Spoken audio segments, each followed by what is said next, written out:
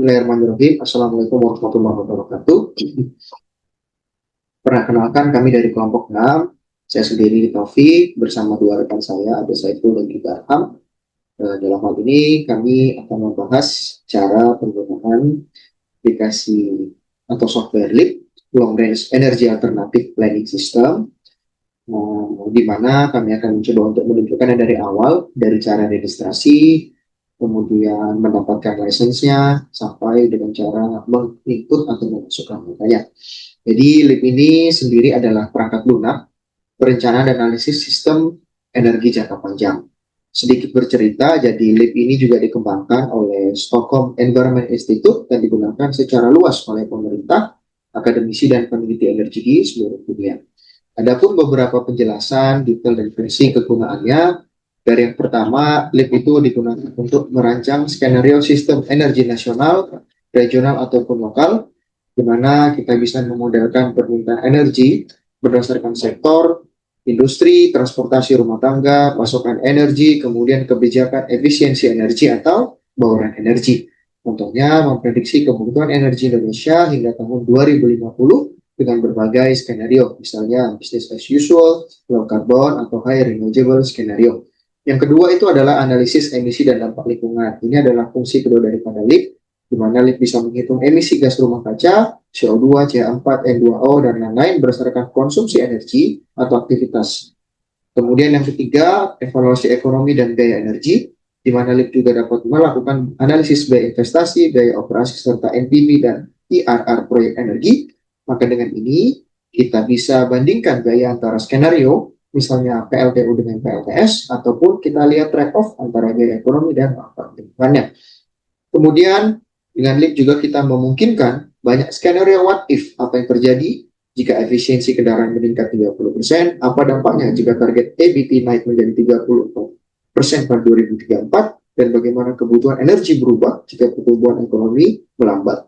Kemudian yang kelima adalah analisis integratif antara energi, ekonomi, dan iklim, di mana LEAP dapat dihubungkan dengan model lain seperti WEAP, WEAP atau AIR atau LEAP IBC untuk kualitas udara, sehingga bisa digunakan untuk studi nexus energi, air, iklim, analisis kebijakan lintas sektor secara komprehensif. Dan yang terakhir, aplikasi akademik dan riset. Ini merupakan salah satu fungsi daripada LEAP itu sendiri, di mana dalam konteks kampus, seperti di UGM, atau penelitian kita, LEAP sangat sering dipakai untuk tesis dan disertasi tentang energi terbarukan atau bauran energi daerah, analisis skenario EBT nasional atau daerah, dan yang terakhir adalah evaluasi mitigasi perubahan iklim, sektor, dan energi.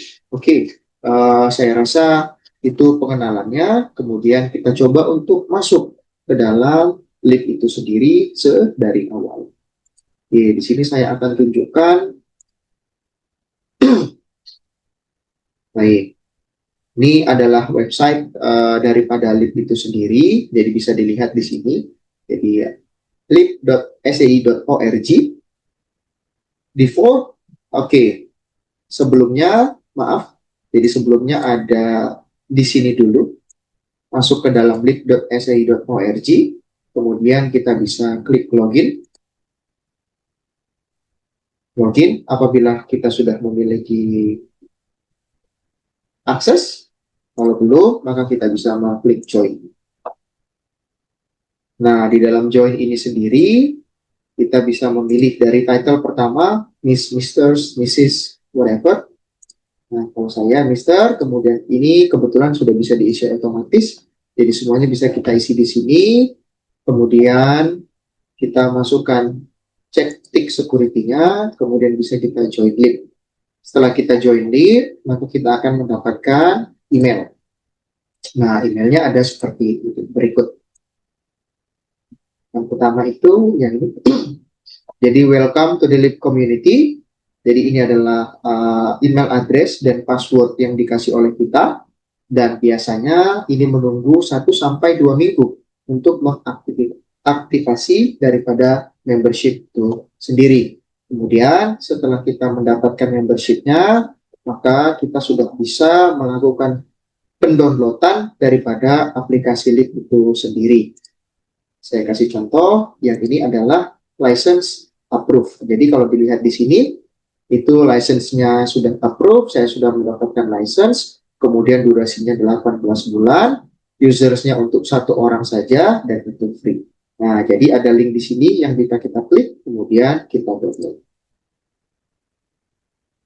Oke, nah kita akan masuk ke sini setelah mendapatkan akses. Kemudian kita bisa masuk ke link, kita masuk menggunakan email dan password yang kita miliki.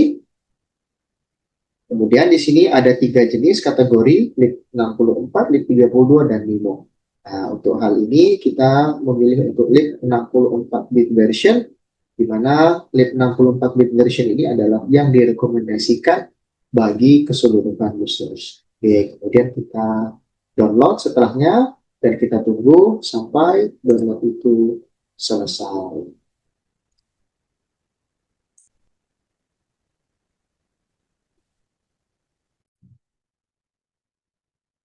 Oke, kita mulai. Hmm. Jadi di sini kita akan melanjutkan proses simulasi untuk forecasting permintaan dan suplai energi listrik di Provinsi Sulawesi Selatan menggunakan software LIP. Jadi setelah menginstal, setelah apa, melakukan permohonan mendapatkan lisensi dan kita sudah menerima emailnya, maka kita coba buka aplikasi software lab-nya.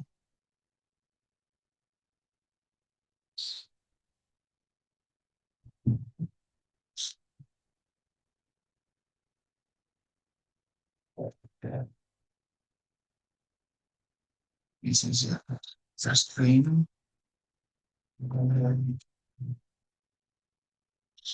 Nah, setelah membuka software lab-nya, ketampilan awalnya seperti ini. Ada beberapa fitur yang bisa kita gunakan nantinya untuk proses analisis, proses simulasi. Ada analisis, ada results, ada balance, dan lain sebagainya. Kemudian di sebelahnya ada beberapa variabel. Yang pertama variabel key assumptions, ada demand, ada shapes, kemudian ada transformation, kemudian ada resources, kemudian indicators. Namun dalam konteks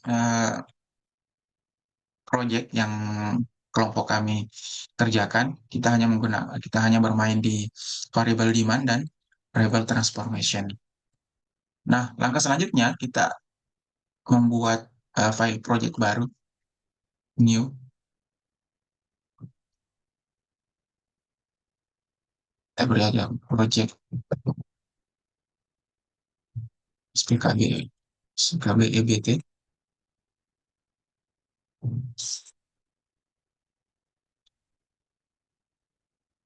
Oke.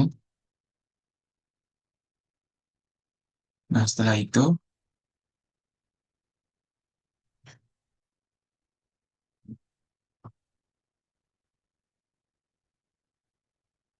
ada beberapa, kita akan bermain di dua variabel, demand and resources. Maksud saya demand and transformation.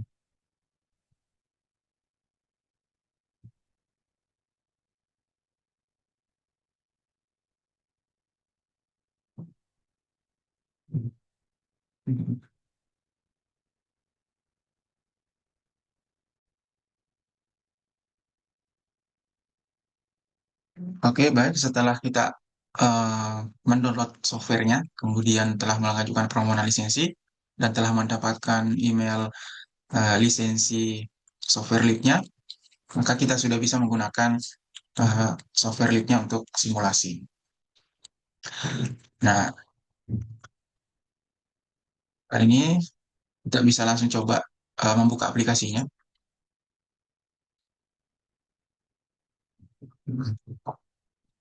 Nah, setelah softwarenya terbuka, maka langsung kita uh, melihat tampilan utamanya seperti ini. Pertama, ada beberapa fitur yang bisa kita lihat untuk melakukan simulasi. Yang pertama ada analisis, kemudian ada results, kemudian energy balance, dan lain sebagainya. Dan semuanya berfungsi untuk menganalisis data. Kemudian di sebelahnya ada beberapa variabel yang nantinya akan menjadi input data untuk proses simulasi. Namun nanti kita hanya bermain di dua variabel saja dalam konteks project yang kami laksanakan, yaitu di variabel demand dan variabel transformation.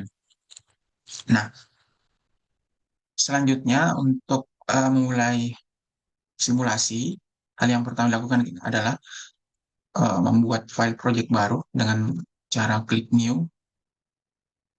Kemudian kita beri nama, terserah nama apa aja. Nah, setelah dibuat, oke, kita klik OK, muncul maka akan muncul nama di paling atas variabel seperti ini, bagian atas variabel.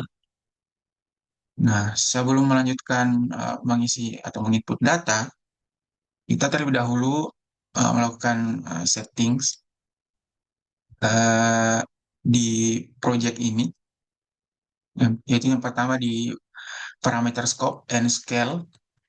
Itu kita perlu checklist ini demand-nya, kemudian load shape-nya, kemudian transformation resources, kemudian cost, kemudian energi effect, kemudian non energi effect, kemudian complex effect, kemudian yang terakhir adalah indicators.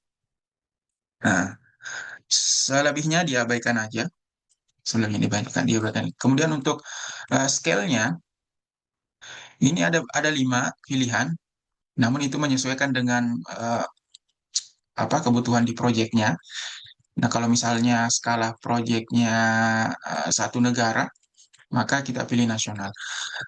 Kemudian jika skala proyeknya adalah provinsi atau daerah, maka kita pilih subnasional.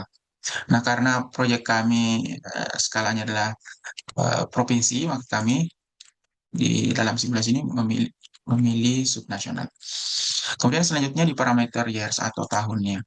Berarti yang pertama kita perlu setting adalah di bagian base year-nya.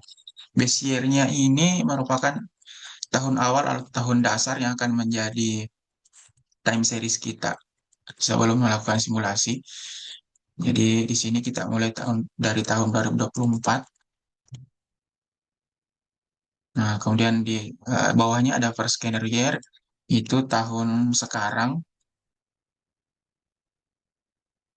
Kemudian end year-nya itu batas tahun yang akan kita eh, simulasikan. Yaitu kita di sini berdasarkan proyek kami itu sampai tahun 2034. Selebihnya diabaikan. Dan close. Nah, selanjutnya kita coba mulai di variabel demand untuk input datanya. Sesuai dengan yang telah saya sampaikan tadi, kita hanya bermain di demand dan transformation. Pertama, untuk menambah variabel di variabel demand, itu kita klik kanan, terus ada logo add, kemudian di demand ini ada 4 variabel yang perlu kita input menjadi subvariabel. Jadi yang pertama households, kemudian ada business, kemudian ada public, kemudian yang terakhir ada industrial. Nah, di sini kita input yang pertama adalah household.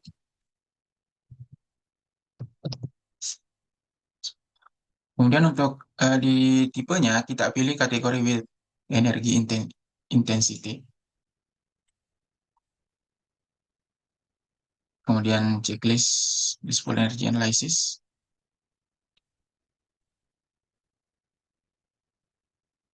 Dan oke. Kemudian kita tambah lagi subvariabelnya. Yang kedua adalah business, sama seperti sebelumnya.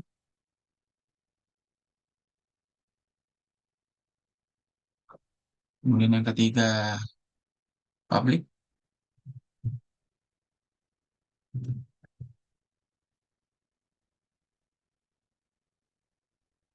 Kemudian yang terakhir adalah industrial.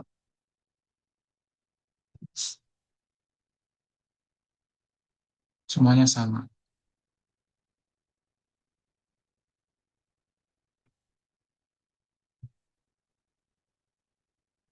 Nah, setelah keempat variabel ini ditambahkan, langkah selanjutnya adalah mengisi beberapa eh, in- kolom data input yang seperti yang kita lihat. Hmm. Untuk lebih memudahkan melihat semua eh, kolom inputnya, untuk datanya, maka kita arahkan kursor ke all variables. Nah, yang pertama yang akan kita isi datanya adalah di activity level. Nah, di sini kelompok kami sudah menyediakan datanya untuk lebih memudahkan.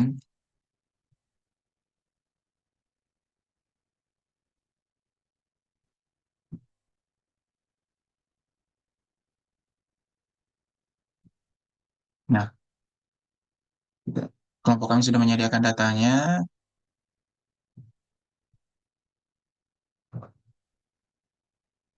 Oke, saya bagi dua layar dulu.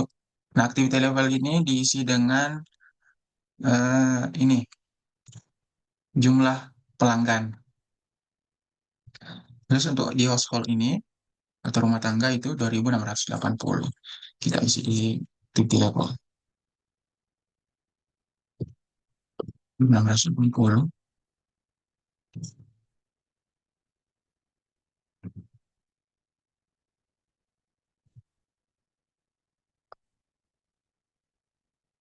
Ini kita ubah dulu unitsnya, kemudian pilih household, kemudian pilih 1000 untuk scaling. Kembali ke all variables,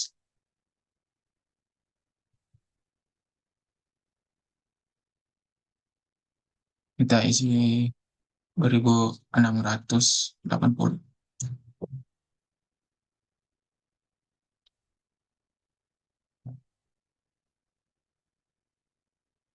Kemudian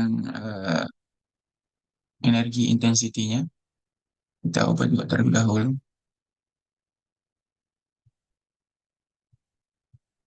Kemudian kilowatt hour.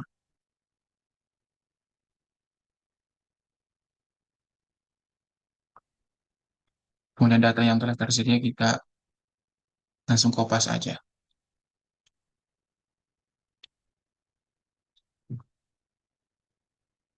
Hmm.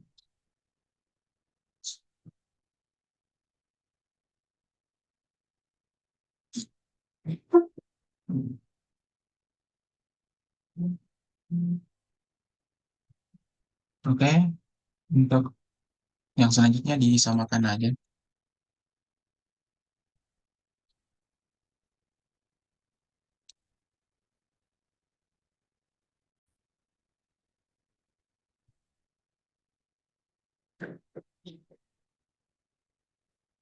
Oke, baik. Jadi beberapa data yang telah kami kumpulkan itu bersumber dari berbagai eh, sumber terpercaya. Itu dari data Kementerian SDM, kemudian ada data dari Badan Pusat Statistik, kemudian kami olah, kemudian didapatlah data-data seperti ini yang akan kita input di beberapa kolom eh, yang tersedia di semua variabel. Untuk ini kita samakan aja dengan useful energy intensity.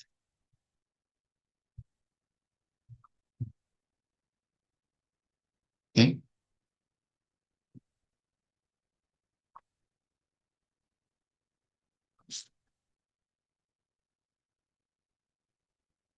Selanjutnya di variabel yang kedua sama seperti diisi seperti dengan variabel pertama tadi, activity level, useful energy intensity, kemudian uh, final energy intensity. Kita kuas saja langsung.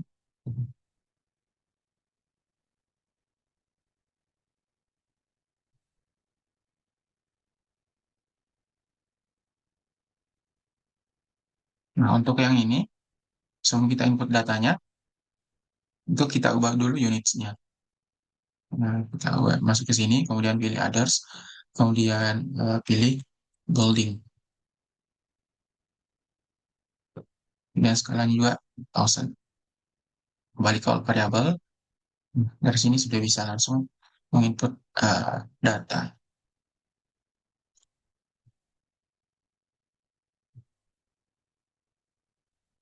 Nah, pertama aktif levelnya,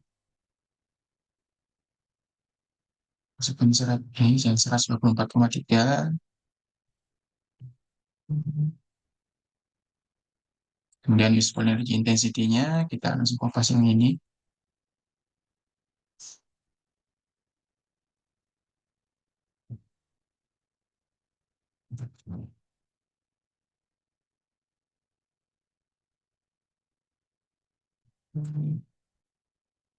Dan ini disamakan aja. Kemudian lanjut ke variabel selanjutnya. Ini disamakan aja dengan variabel sebelumnya.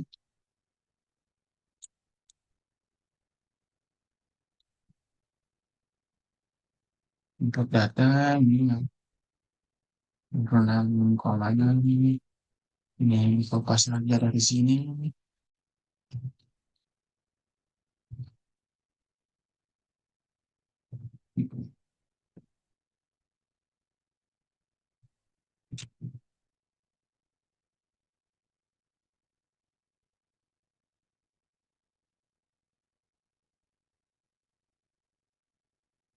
Ini disamakan. Dan yang terakhir industrial, sama juga dengan variabel sebelumnya.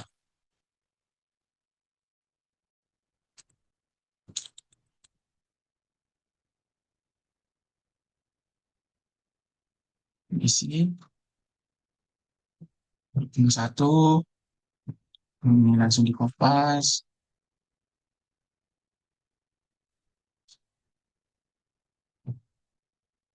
Ini disamakan, langsung. Nah, setelah keempat variabel ini terisi semua, tinggal lanjut ke variabel selanjutnya, yaitu di transformation. Nah, di transformation ini ada dua variabel, ada dua subvariabel yang akan dibuat. Yaitu yang pertama transformation and distribution, kemudian yang variabel kedua adalah electricity generation. Nah, sama seperti yang di atas tadi, jika ingin menambahkan variabel, maka kita klik kanan, kemudian add, kemudian di sini kita checklist simple non dispatch, kemudian tulis nama variabel yang akan kita tambahkan. Sini yang pertama, variabel pertama adalah transformation and distribution.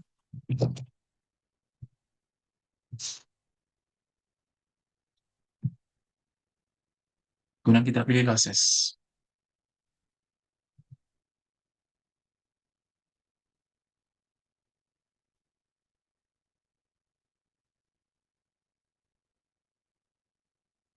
Kemudian yang kedua adalah variabel electricity generation. Sama seperti itu. Masukkan namanya di sini.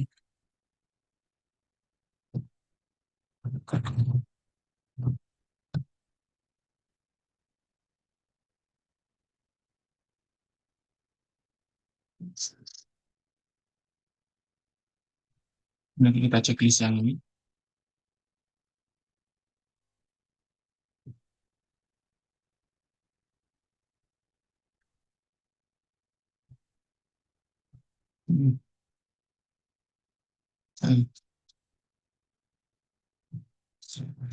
Oke.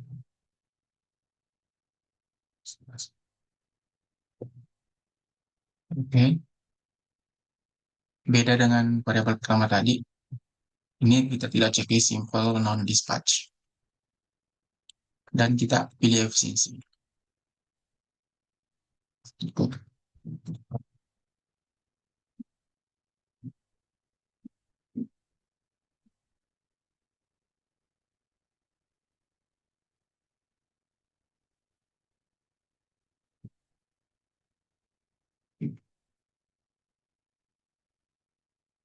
Untuk data yang akan diinput sama seperti dengan data yang pertama tadi, di keempat variabel itu, kami mengumpulkan dari berbagai sumber, itu dari Kementerian SDM, data statistik PLN, kemudian data Badan Pusat Statistik di Provinsi Sulawesi Selatan.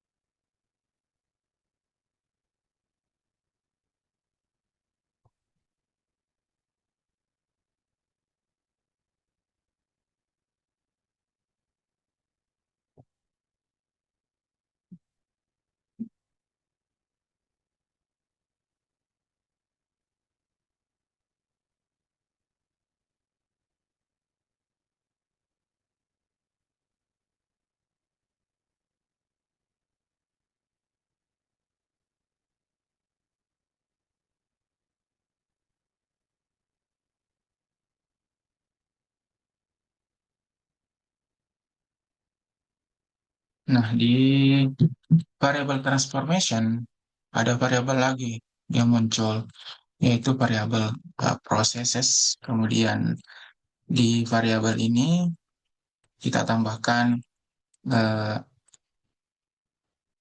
variabel lagi, nah muncullah variabel electricity. Nah, kemudian selanjutnya kita beralih ke variabel electricity generation. Di variabel ini kita langsung ke variabel proses, kemudian kita tambah variabel lagi. Nah, disinilah nanti eh, variabel-variabel pembangkit yang terinstal di lokasi yang yang kami jadikan sebagai lokasi proyek di Provinsi Sulawesi Selatan. Nanti semua pembangkit yang telah terinstal di sana itu akan di-input di sini. Caranya sama seperti tadi, kita klik kanan, kemudian klik logo add, lalu tambahkan variabel. Nah, diisi dengan sama seperti sebelumnya saat membuat suatu variabel, diisi dengan name untuk yang ini, karena kita akan coba memulainya dengan eh, pembangkit listrik tenaga uap itu PLTU, maka kita tulis namanya dulu di sini.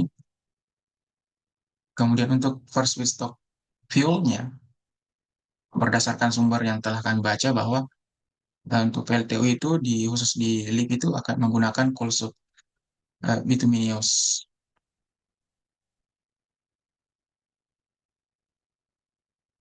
Oke. Hmm.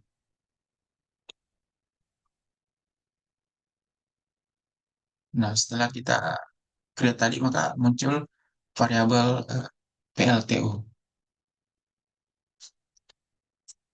Nah, untuk menampilkan semua input data yang kita akan isi, maka kita tampilkan all variables dengan cara klik variable capacity credit, kemudian langsung klik all variables.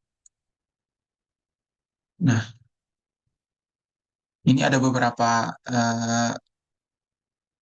variabel lagi atau parameter yang akan nantinya diinput berdasarkan data yang telah kami kumpulkan. Jadi di sini kita telah menyediakan datanya di Excel. Nah, percoba di simulasi kali ini kita hanya akan mensimulasikan dua pembangkit saja, yaitu yang pertama PLTU sebagai pembangkit dengan berbahan bakar fosil, kemudian pembangkit yang kedua adalah pembangkit listrik tenaga air yang sifatnya terbarukan. Pertama, kita akan menginput data untuk pembangkit listrik tenaga uap. Nah, setelah muncul parameter-parameter ini, Pertama kita isi dulu adalah efisiensinya. Kita sesuaikan dengan data yang telah kita dapatkan dari berbagai sumber.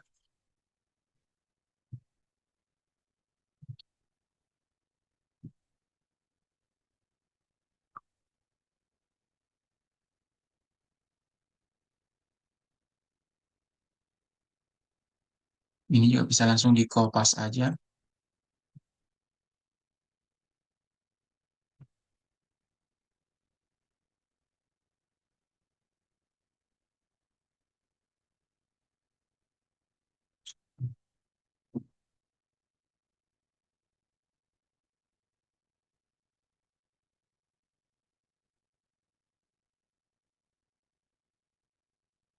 Isi dengan sesuai dengan data yang telah kita.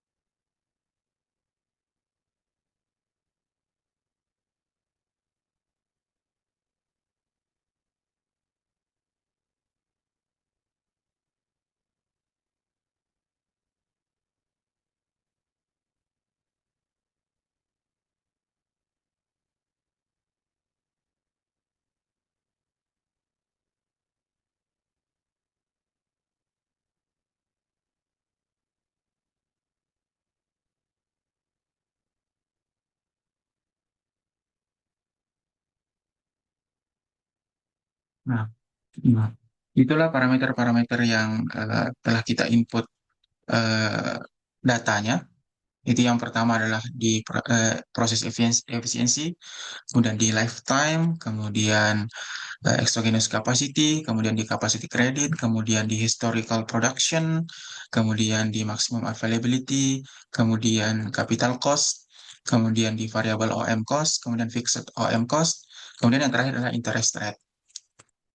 Nah, untuk unitnya kita juga perlu perhatikan juga, tidak perlu mengubahnya menjadi di mega jadi megawatt khususnya di capital cost. Untuk variabel OM cost itu diubah menjadi megawatt megawatt hour, dan seterusnya itu pakai megawatt hour.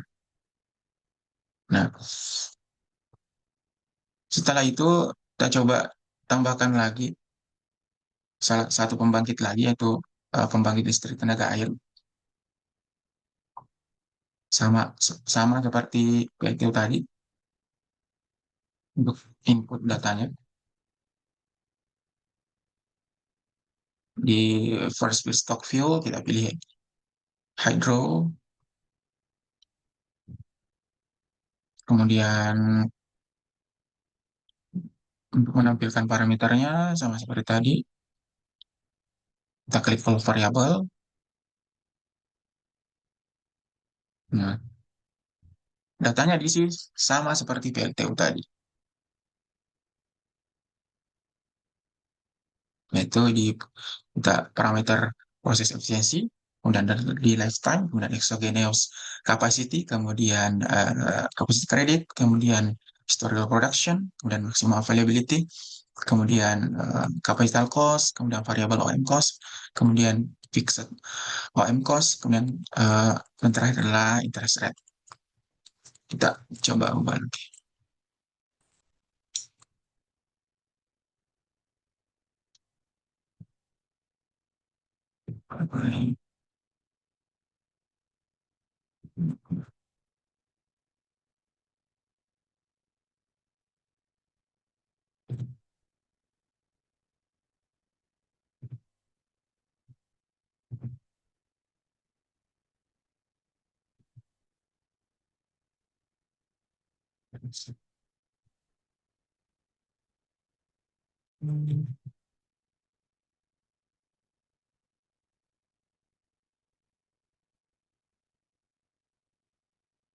Kita isi dengan sesuai data dengan data yang kita telah kumpulkan.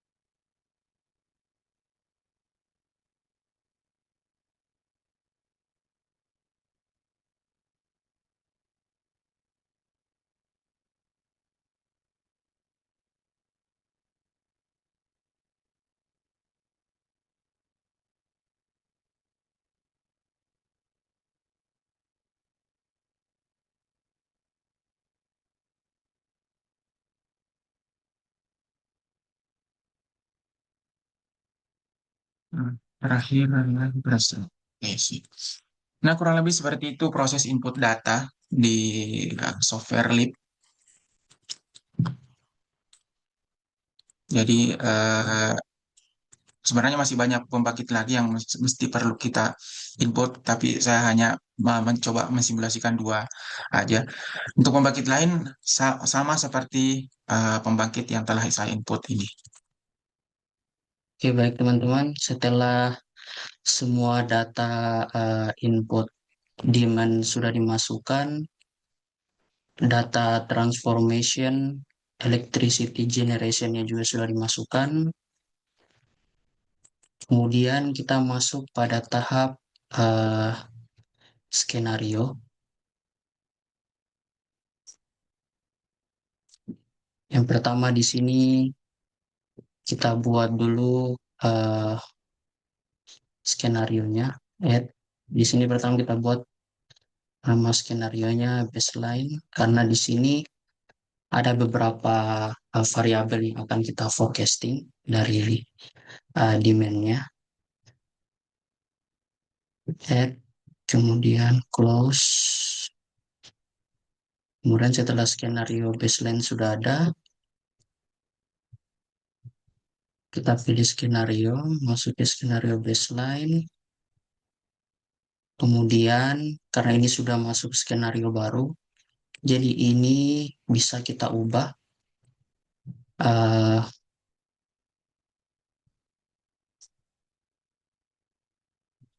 Kita lihat dulu datanya untuk beberapa tahun ke depan. Di sini kita ikuti yang ada di RUPTL saja ya teman-teman. Proyeksi.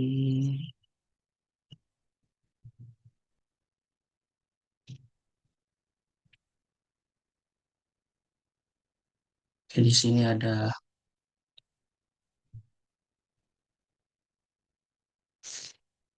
proyeksi, hasil proyeksi dari RUPTL. Kita ikuti saja ini. Bagi dua layarnya.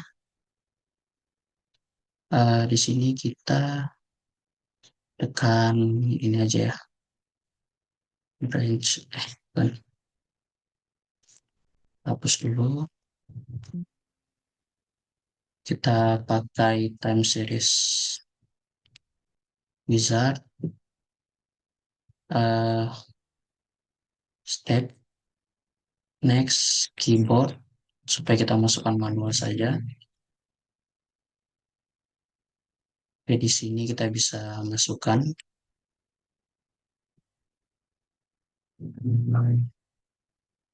dari 10 sampai 2034. Kemudian kita masukkan data rumah tangganya. 2025 itu di bawahnya 2025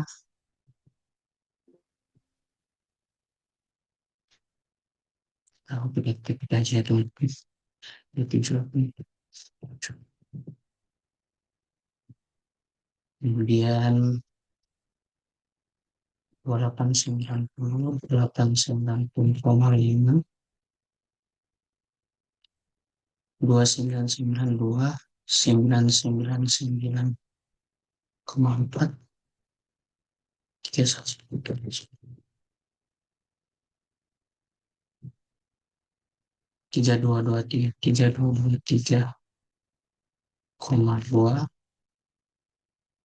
3,3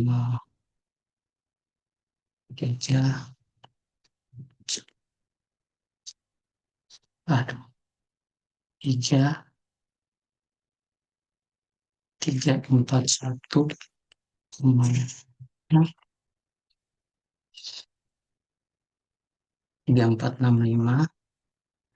3594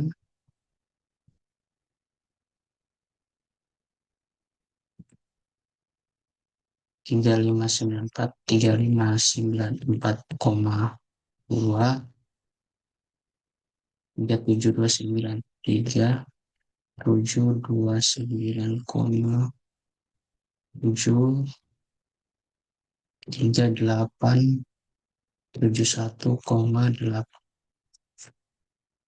Oke, setelah semuanya telah dimasukin datanya, finish.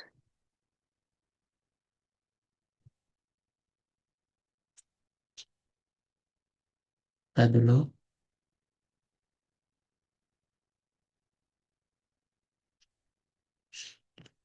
Oke, datanya sudah.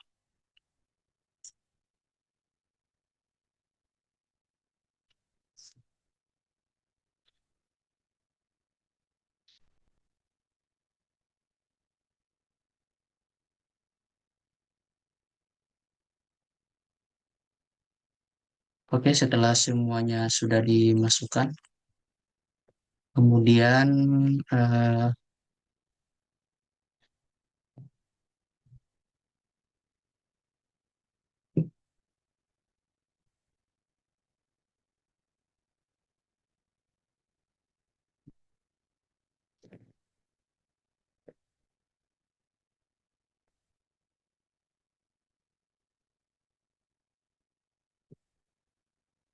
kemudian untuk bisnis juga kita masukkan seperti tadi, seperti cara yang tadi ya teman-teman. Di sini juga ada cara lain. Misalnya kita tidak tahu data forecastingnya seperti apa sampai 2034, tapi kita tahu pertumbuhan rata-rata setiap tahunnya berapa, kita bisa masukkan di sini growth rate. Contohnya misalnya pertumbuhannya itu 5%, 5%.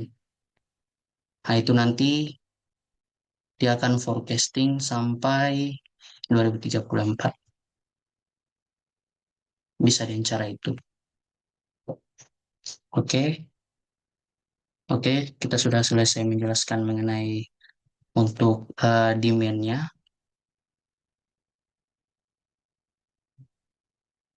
Demand-nya untuk nanti kita forecasting bagaimana kira-kira permintaan energi tahun 2034 agar suplainya nanti dapat memenuhi kebutuhan tersebut. Kemudian di sini juga ada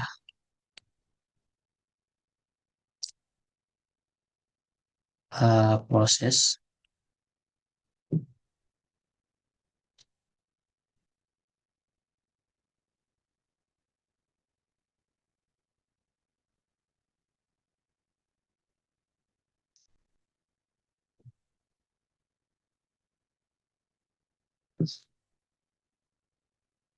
proses untuk pembangkitnya. Di sini karena kita mengambil dua contoh saja. Di sini kalau untuk data dari RUPTL sendiri ada tambahan eh, pembangkit untuk memenuhi kebutuhan sampai 2034.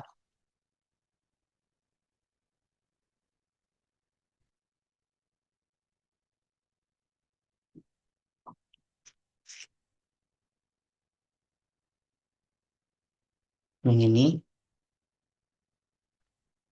coba kita ambil satu contoh tambahan pembangkitnya. Misalnya eh, apa ya? Misalnya base yang ini, atau mungkin kita ambil saja ini ya, PLTM aja, pembangkit listrik tenaga mikro. Jadi di sini kita tambahkan lagi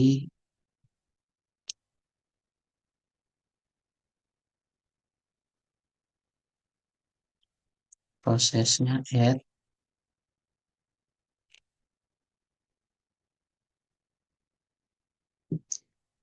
terus hydro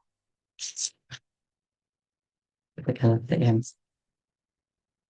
Kita contohkan di sini new PLTM.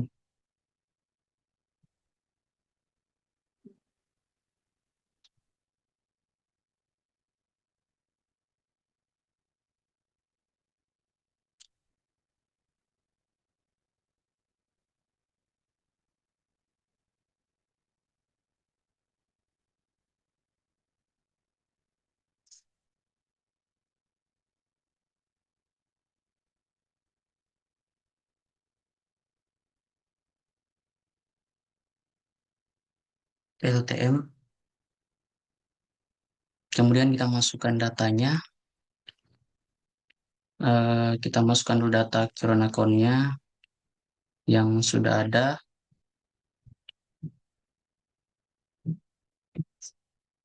Misalnya ini berikut merupakan data yang kami gunakan dalam proses simulasi proyek kami, di mana data ini kami kumpulkan dari beberapa sumber, mulai dari RUPTL, PLN, kemudian dari BPS, ada juga dari beberapa artikel, khususnya untuk mengenai cost, secara umum mengenai bagian cost ini, kami ambil dari beberapa artikel.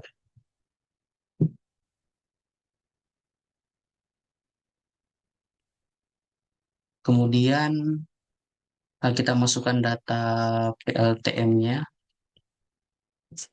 Di sini kita andaikan PLTM itu belum ada di Sulawesi Selatan. Jadi di sini, nah kalau di proyek kami itu PLTM itu sudah ada uh, exogenous capacity-nya. Tapi untuk di training kali ini mungkin kami mengandaikan bahwasanya PLTM itu pembangkit listrik yang uh, baru mau ditambahkan. Sehingga sebentar kami nggak usah memasukkan capacity exogenous capacity-nya. Jadi masukkan saja yang dimasukkan seperti proses efisiensi, kemudian lifetime-nya, kemudian exogenous capacity nggak usah, terus capacity credit 100, ininya diubah jadi merit, kemudian historical production-nya juga nggak usah karena ini kita mengandaikan bahwasannya ini baru, maksimum availability-nya 100, capital cost-nya 2,5 USD per megawatt, kemudian ini 0,5, kemudian eh, ininya 0,53. Jangan lupa interest rate-nya di sini kami menggunakan 8%. Oke, sudah ada, kita masuk ke skenario tadi, skenario baseline untuk menambahkan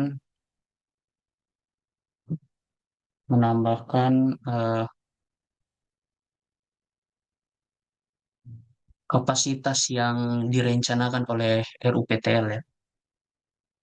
Di sini sudah ada PLTM capacity, kita klik aja ini, kemudian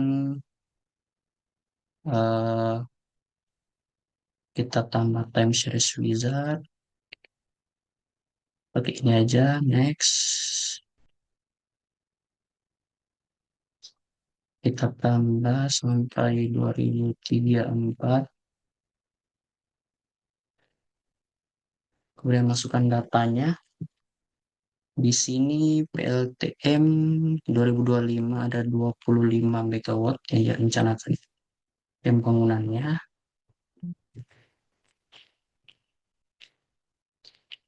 Kemudian 2028 ada 70.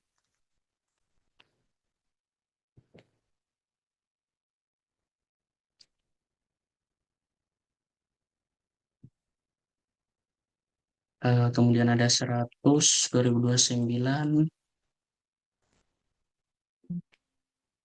2030 juga ada 100. Oke, 0, 0,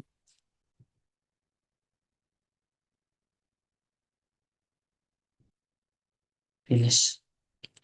Jangan lupa di sini kita ubah jadi eh, kita ubah step ini jadi add. Kalau step ini dia formula step ini dia eh, total dari pembangkit yang ingin ditambahkan, misalnya apa tahun 2026 5.000, 2027 naik jadi 6.000, itu kan ada tambahan 1.000, tapi dia yang dimasukkan itu totalnya jadi 6.000. Tapi kalau seandainya fungsi add dia itu penambahan. Jadi misalnya tahun 2025 itu ada 5.000 megawatt. Nah, tahun 2026 ditambah 1.000. Jadi nanti totalnya jadi 6.000. Jadi karena di sini kita pakai penambahan-penambahan bukan dari totalnya, jadi penambahan setiap tahun, jadi kita pakai fungsi. Oke, ini saja yang ditambahkan. Kemudian oke, jadi ini sudah ada hasilnya di bawah ini. Hasilnya di bawah ini. Penambahannya tiap tahun. Oke, kemudian di sini untuk skenario kita bisa tambahkan beberapa skenario lain, baik untuk misalnya mengejar target energi terbarukan sampai atau hingga 100%, atau uh, misalnya untuk membuat bagaimana energi terbarukan di suatu daerah itu lebih efisien. Kemudian di sini juga kita bisa, misalnya kayak PLTU ini kan bahan bakarnya kan batu bara, otomatis ada emisinya. Di sini kita bisa tambahkan faktor emisinya. Kita klik kanan, kemudian yang ini add multiple effect, kemudian pilih yang ini. Nah, otomatis itu udah ada nilainya, ini nggak perlu diubah karena ini udah otomatis lah dari nilainya langsung dari software. Artinya udah difasilitasi untuk nilai karbonnya sendiri, jadi nggak perlu diubah. Tapi kalau untuk pembangkit listrik kayak PLTA energi terbarukan lainnya itu nggak ada. Itu dia nggak ada. Baik, kemudian kita langsung ke project yang telah kami buat. Ya teman-teman, project yang sudah selesai kami buat. Di sini ada beberapa skenario yang telah kami buat. Pertama ada skenario BRUPTL sama national target. Jadi kita bisa bandingkan di sini. Untuk baseline-nya sendiri diisi seperti yang saya jelaskan pertama tadi. Bisnisnya pun seperti ini, sama public industrinya juga sama. Kemudian untuk transformation-nya sendiri sama kayak tadi proses yang tadi, ada PLTU. Untuk ini kami mengikuti yang ada di RUPTL semuanya. Kita lihat dari sini, teman-teman. Inilah yang ada di RUPTL. Kemudian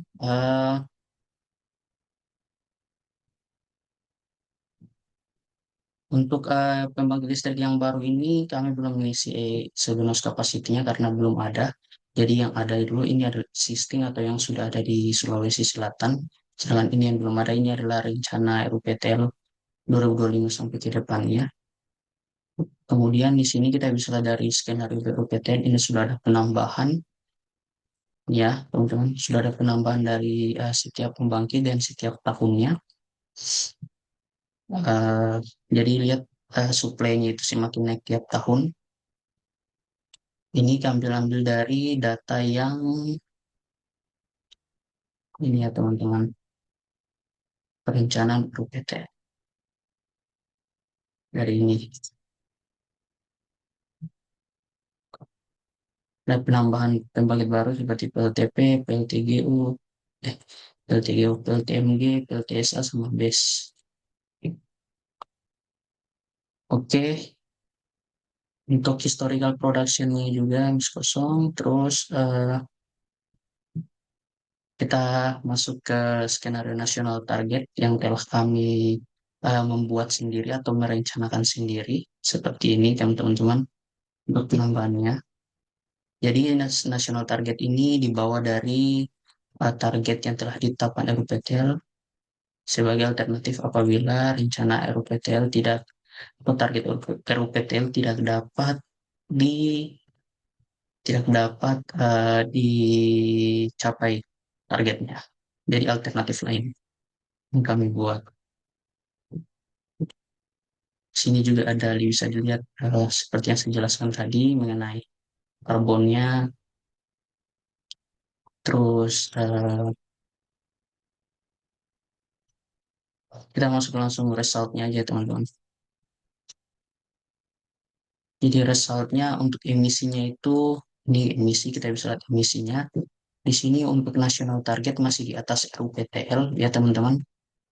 Karena kan RUPTL target bauran energinya lebih besar ya daripada skenario yang kami buat. Misalnya eh, apa emisi RUPTL itu dibawa dari skenario yang telah kami buat.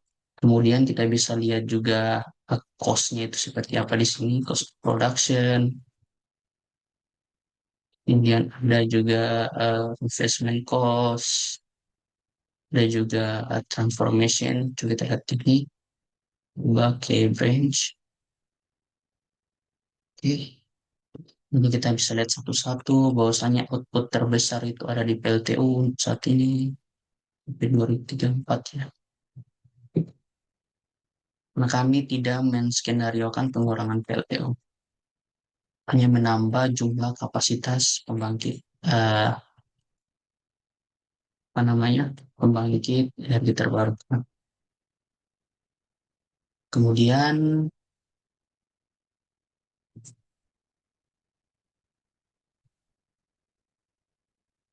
kita bisa juga lihat dari sini itu yang paling besar. Kalau yang dari skenario RPTL seperti ini, kemudian national target yang telah kami buat seperti ini, ada penambahan PLTSA, PLTMG, PLTP, PLTS juga yang semakin meningkat, walaupun sedikit demi sedikit ya. PLTM, PLT aja yang meningkat, PLTM yang cukup signifikan juga meningkatnya kalau dari tahun 2024 ya. Kita bisa lihat juga demand-nya, permintaan energinya. Di sini kalau kita lihat, ini juga bisa kita ubah, hitungan million. Kita bisa membuat ini per apa ya, per pelanggan yang paling besar di sini ada industri, kemudian ada rumah tangga, kemudian ada bisnis, dan yang terakhir publik yang paling sedikit. Dari segi jumlah energi yang digunakan, kita bisa gunakan di sini ganti jadi ini juga bisa kita ganti-ganti jadi gigawatt hour. Karena ini ribuan bisa kita perkecil jadi kita ubah jadi persen. Oke, kemudian dari warnanya juga kita bisa ubah ya teman-teman. Tergantung kita suka warna yang mana.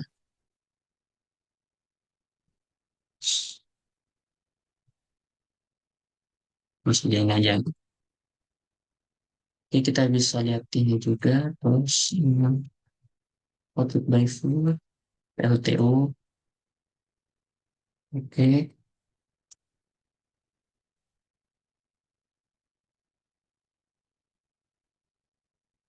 tergantung kita mau buat seperti apa ya gambarannya atau grafiknya. Bisa di sini ada bar kolom, ada line garis, ada juga secara presentasi, skala seperti ini. Tergantung kita ya teman-teman. Tapi saya mungkin lebih suka yang seperti ini atau yang ini.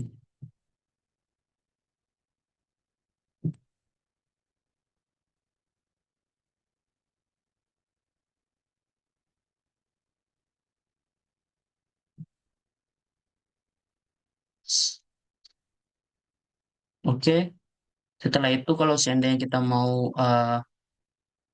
kita bisa lihat juga energi balance-nya seperti apa. Di sini karena di sini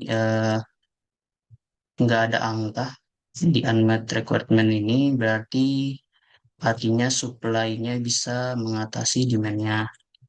Kemudian kita bisa lihat Sankey diagram di sini, baik dari kalau skenario yang telah kami buat untuk RUPTL sendiri memang kami lihat cukup besar ya lossesnya.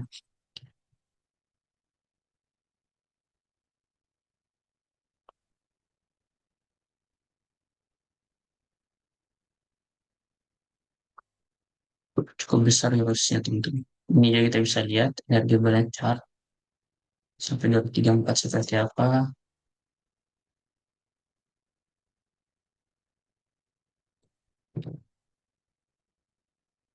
Kemudian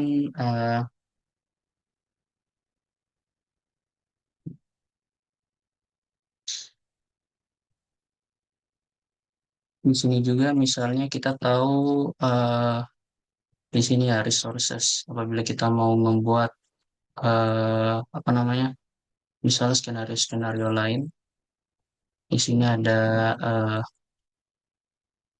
export benefit atau import cost, production cost apabila membuat bahan bakar sendiri.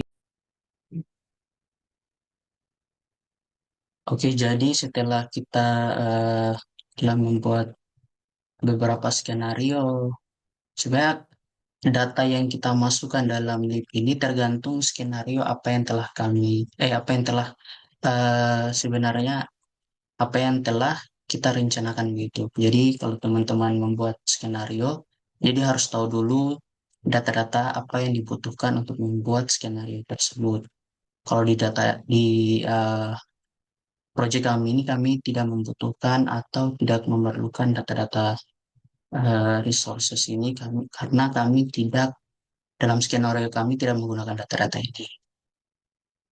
Kemudian ini semua sudah.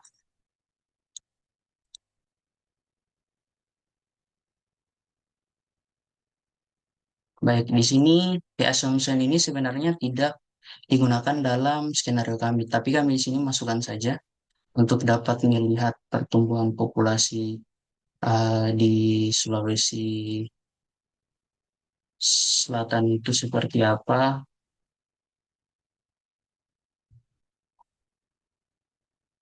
Jadi kita bisa lihat di sini setiap tahun meningkat. Kemudian eh,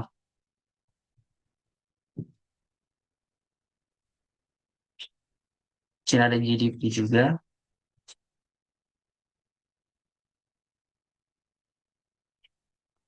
elasticity.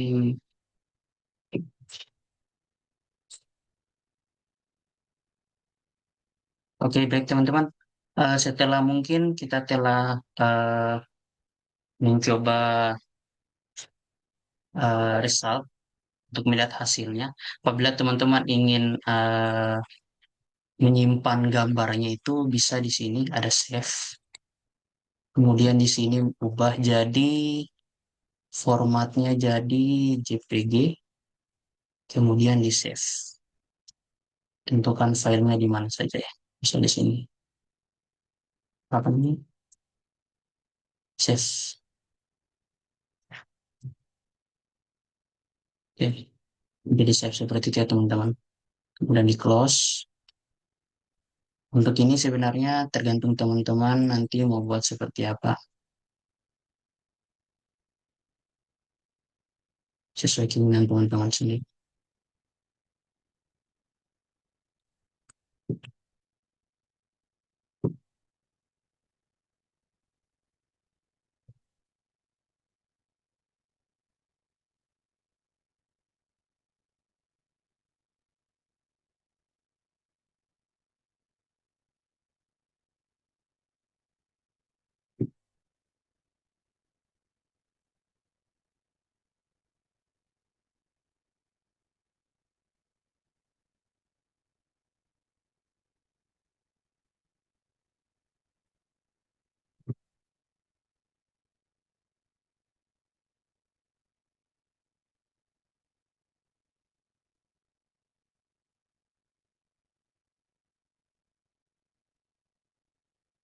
Oke teman-teman, mungkin itu saja yang dapat kelompok kami sampaikan pada kesempatan kali ini. Semoga apa yang telah kami lakukan atau melakukan percobaan simulasi LIP ini dapat bermanfaat untuk teman-teman sekalian, dan dapat dipahami juga. Baik, mungkin itu saja yang dapat kami sampaikan. Lebih dan kurangnya mohon dimaafkan. Assalamualaikum warahmatullahi wabarakatuh.